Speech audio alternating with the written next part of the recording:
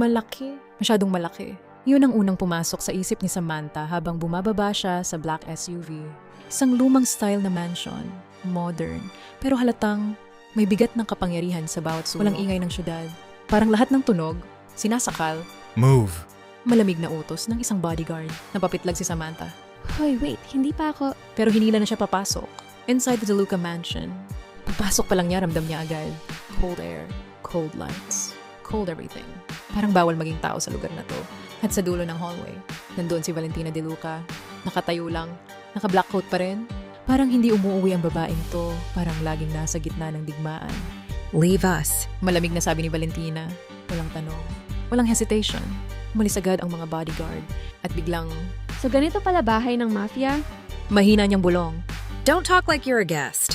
Sagot ni Valentina nang hindi siya tinitingnan. Natigilan si Samantha. Eh ano ba ako? Doon palang lumingon si Valentina. Slow, measured, cold eyes locking onto her. You're here because I was ordered to bring you. Parang tumigil ang dibdib ni Samantha. So hostage ako? Call it whatever you want. Sagot ni Valentina habang naglalakad papalapit sa table. Hindi siya nagmamadali. Parang alam niyang walang tatakbo. Sumunod ng tingin si Samantha sa kanya. Hindi mo pa rin ba ako naaalala? Mahina niyang tanong. Saglit na huminto si Valentina. Isang segundo lang. Pero napansin ni Samantha.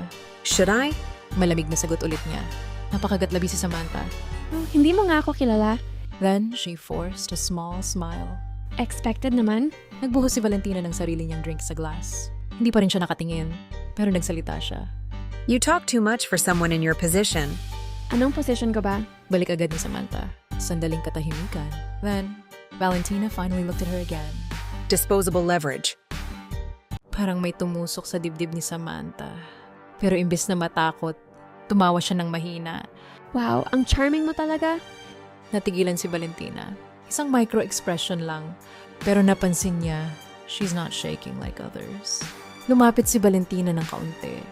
Most people cry by now. Sorry, ha? Sagot ni Samantha. Iba yata wiring ko. Sandaling katahimikan. Nagkatitigan sila. Close enough now na ramdam ni Samantha ang malamig na aura niya. Pero sa halip na takot, may kakaibang init sa dibdib niya. Ang lapit niya. Biglang nagsalita si Valentina. Your hands. Ha? Stop fidgeting them. Napatingin si Samantha sa kamay niya. O nga, kinakabahan siya pero hindi niya napapansin. Sorry. Mahina niyang sagot habang pinipigilan ng sarili. Pero sa unang pagkakataon, tumitig si Valentina sa kanya ng mas matagal. Hindi hostile. Hindi cold lang. Parang nag-observe. You're different. Mahinang sabi ni Valentina. Napalingon si Samantha agad. Different? Good or bad? Annoying. Sagot agad ni Valentina. Pero hindi siya umalis. At doon, napansin ni Samantha. Hindi siya pinalis. Usually, Valentina ends conversations fast. Pero ngayon, nandito pa rin siya. Nakatingin pa rin. Bakit mo ako tinititigan? Tanong ni Samantha. Medyo kinakabahan na. Saglit na katahimikan. Then Valentina turned slightly away. Trying to understand something. About me? No response. Pero hawak pa rin ni Valentina ang glass niya. Hindi iniinom. Tumango si Samantha sa sarili niya. Weird ka talaga. At doon, isang maliit na pause. Then faintly, You talk too much. ulit ni Valentina. Pero mas mahina na ang boses. Hindi kasing lamig kanina. Napangiti si Samantha kahit hindi niya alam bakit. Alam mo, ikaw rin naman. Nagsasalita ka pa rin kahit ayaw mo. Sandaling tumigil si Valentina. Tumingin ulit sa kanya. Mas matagal this time. At bago siya tumalikod, Stay here. Like I have a choice. bulong ni Samantha. Pero habang paalis si Valentina sa hallway, napansin niya, Samantha didn't cry, didn't beg, didn't panic like the others. Instead, she was looking at her.